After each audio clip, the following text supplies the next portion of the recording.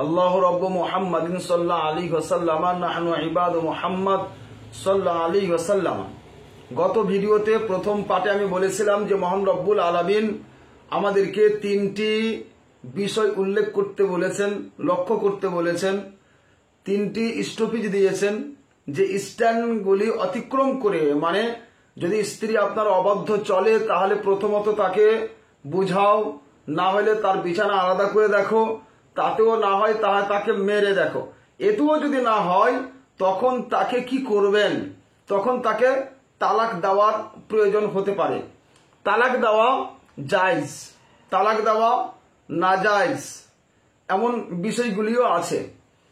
তালাক দেওয়া জায়েজ কখন?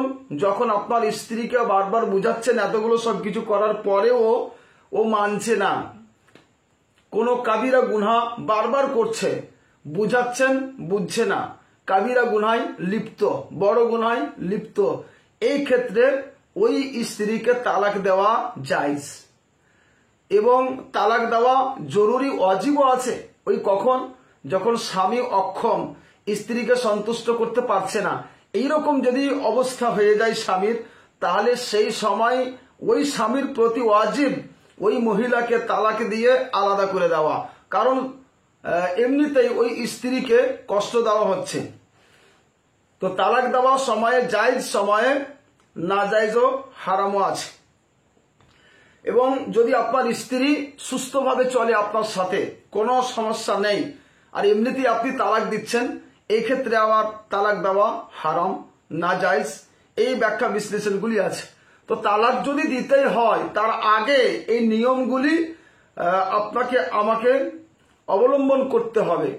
তালাক দিতে গেলে প্রথমত আপনাকে বলি, তালাকের তিনটি ধরন রয়েছে, তিনটি প্রকার রয়েছে। একটাকে বলা হয় আহসান, দ্বিতীয় নম্বর হচ্ছে হাসান, তৃতীয় নম্বর হচ্ছে বিদই। তো তালাকে আহসান এটা কাকে বলে? তালাকে আহসানের নিয়ম হচ্ছে, যখন আপনি তালাক দিবেন তো সর্বপ্রথমে আপনি এক তালাক দেন প্রকাশ্যে ভাষাতে, যে আমি তোমাকে তালাক দিলাম, অথবা শ্বশুরের নাম বলে বলেন উমুকের মেয়েকে আমি এক তালাক দিলাম বা তালাক দিলাম, এইরকম একটা ভাষা প্রয়োগ করে ছেড়ে দিতে হবে। 1 মাস, 2 মাস, 3 মাস অতিক্রম হয়ে যাবে, অটোমেটিক আপনার বিবাহ থেকে সেই স্ত্রী বেরিয়ে যাবে। এতে লাভ কোনটা হবে? লাভ হবে এটা, যদি আবার পরক্ষণে ওই স্ত্রীর ভালোবাসা আপনার ভিতরে জেগে উঠে, তাহলে ওই স্ত্রীকে ফিরিয়ে নিতে আপনার কোনো সমস্যা হবে না, হালালার প্রয়োজন হবে না, শুধু নতুন মোহর দিয়ে তাকে বিয়ে করে নেবেন, বিবাহ করে নিলেই সব কমপ্লিট, আর কিছু করতে হবে না। 1 নম্বর হলো। 2 নম্বর হচ্ছে তালাকে হাসান। তালাকে হাসান কোনটাকে বলা হয়? ওর নিয়মটা কি? তালাকে হাসান হচ্ছে যে আপনি 3 মাসে 3 তালাক দিলেন, মানে মহিলা যখন পবিত্র হলো মাসিক থেকে 1 তালাক দিলেন, আবার মাসিক আসলো, মাসিক থেকে পবিত্র হলো, আবার 1 তালাক দিলেন, আবার মাসিক থেকে আবার পবিত্র হলো, তখন আবার 1 তালাক দিলেন। 3 মাসে 3 তালাক দিলে এটাকে বলা হয় তালাকে হাসান। তালাকে হাসান যদি আপনি দিয়ে থাকেন, 1 থেকে 2 পর্যন্ত দিয়ে থাকেন, তাহলে ওই স্ত্রীকে আবার রাজাত করতে পারবেন, কিন্তু 3 তালাক দিয়ে দেওয়ার পরে আর পাওয়া যাবে না।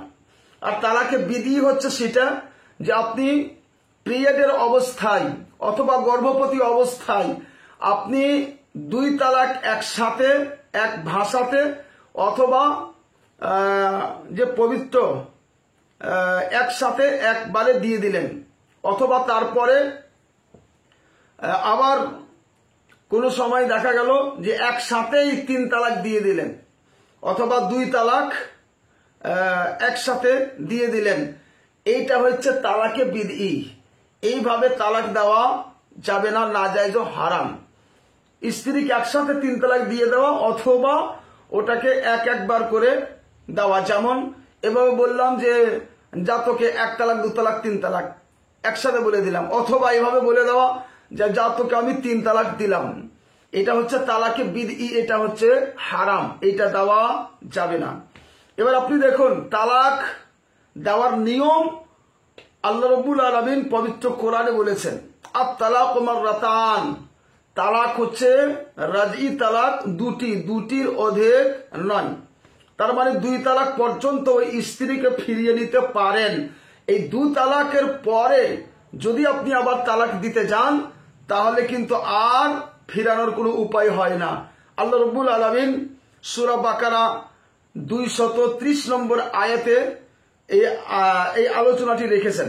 আল্লাহ পাক বলছেন, ফাইন তাল্লাকাহা ফালা তাহিল্লু লাহু মিন বাদু হাত্তা তানকিহা যাওজান গায়রা, তথা 2 তালাকের পরেও যদি আবার 3য় তালাক দিয়ে দেন তাহলে সেই তালাক দাতার জন্য তার স্ত্রী হালাল হতে পারে না যতক্ষণ পর্যন্ত অপর কোনো পুরুষের সাথে বিবাহ করে তার সাথে সঙ্গম না করেছে তথা হালালা না করেছে, ততক্ষণ পর্যন্ত পূর্বের স্বামী তথা যে তালাক দিয়েছে তার জন্য হালাল হতে পারে না।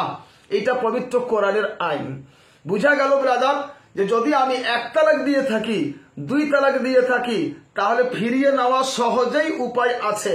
আর যদি 3 তালাক দিয়ে থাকেন তাহলে কিন্তু ফিরিয়ে নেওয়ার আর কোনো উপায় হয় না, হালালা ছাড়া কোনো উপায় হবে না, করতেই হবে।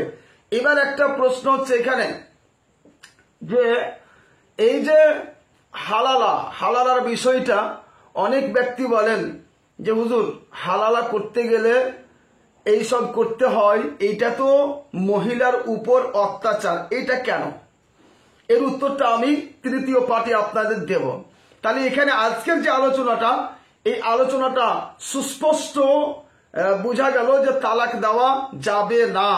হ্যাঁ, যদি সেই কোনো প্রয়োজন হয়, শরীয়তে যেই সব ছাড় দিয়েছে ওই সমস্ত ছাড়গুলি যদি আপনার কাছে হয়, বিদ্যমান হয়, তাহলে তালাক দিতে পারবেন, কিন্তু একসাথে 3 তালাক দেওয়া যাবে না, এটা হারাম। তবে যদি কেউ দিয়ে দেয় তালাকটা অর্পিত হয়ে যাবে।